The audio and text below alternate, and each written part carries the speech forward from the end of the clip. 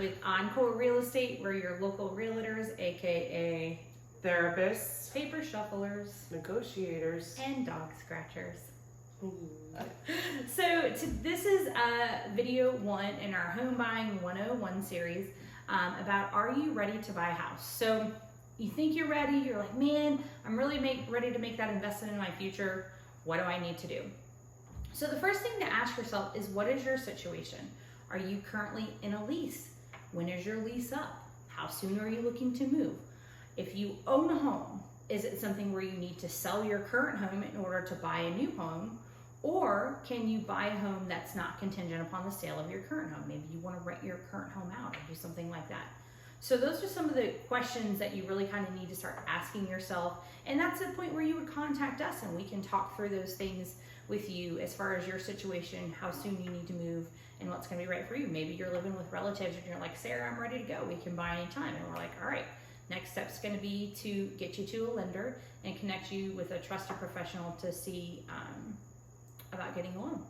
To hook you up with some local lenders that we can give you their name and telephone number, email. We got the hookup. We got the hookup.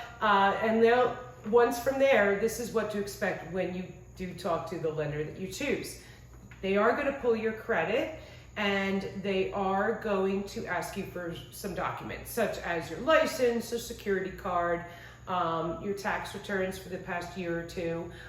They will need employment verification. So either that could be pay stubs, or if you're a 1099 employee, that could be any other type of income verification that they'll need.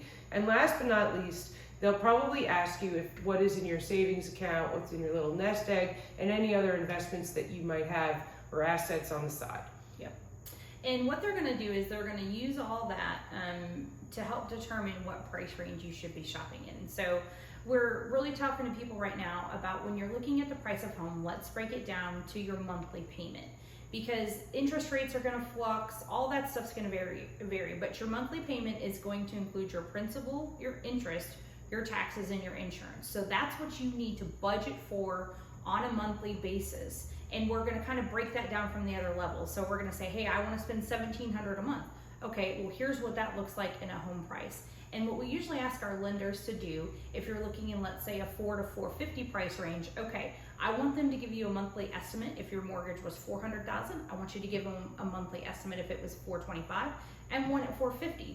So you know at each of those price ranges, if I buy a house that's $400,000, here's what my monthly mortgage is going to be. If I buy a house that's $425, here's what my monthly mortgage is going to be, so that we make sure that we're shopping in a range that you're comfortable. So moral of the story, Sarah, is stop worrying about the interest rates for now and worry about more your monthly payment. Because honestly, even if you don't like the interest rate that you're at right now when you do buy a house, you can always refinance it later and get it down to a lower interest rate in a year or two as you make payments on your own investment house. Yeah, and most of us budget monthly anyway, not yearly. If you're budgeting yearly, you can probably buy a house in cash. So. Right. And another thing to consider, sometimes my buyers don't understand the difference between the money that you will need for a down payment versus closing costs. They are two separate things. The down payment is going to vary depending on who you are, and that could be, the down payment of what you're putting down on your house. 50%, 20%, 10%, 3.5%, or if you're a veteran, maybe even 0%. So that's your down payment. Your closing costs are going to be the processing fees that you pay to your lender for the origination of the loan, and will include things that you are required to prepay in advance, such as your taxes and insurance. And then that money will be held in escrow for you. So a lot of people want to know, all right, well, what's an estimate on my closing costs? So let's just say you had a $400,000 house. We usually estimate closing costs anywhere from 3 to 5% of the sales price. So at a $400,000 house, that would put your closing costs anywhere from $12,000 to $20,000.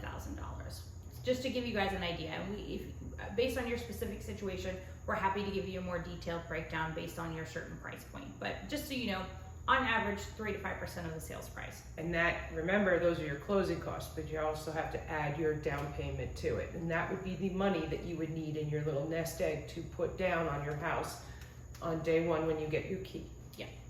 So what the lender is going to do is they're going to take a look at all of that, right? They're going to take a look at your application. They're going to take a look at your monthly mortgage payments. They're going to take a look at how much you've got for a down payment.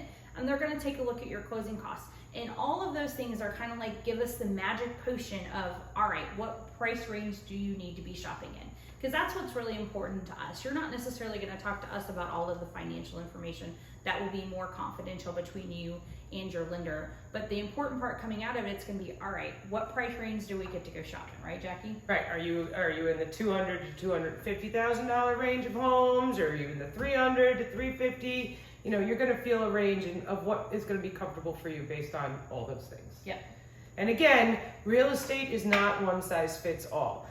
If you have any specific questions, please reach out to Sarah and I before you go falling in love with that home on Realtor.com and you really want to make an offer on it like now. Yeah, really. No, call us first, please. Please. We'll steer you in the right direction.